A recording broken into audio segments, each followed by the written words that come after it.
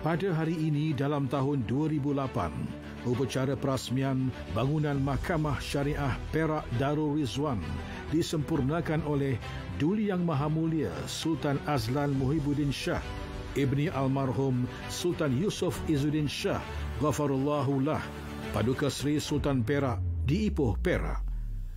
Pembinaannya bermula pada tahun 1997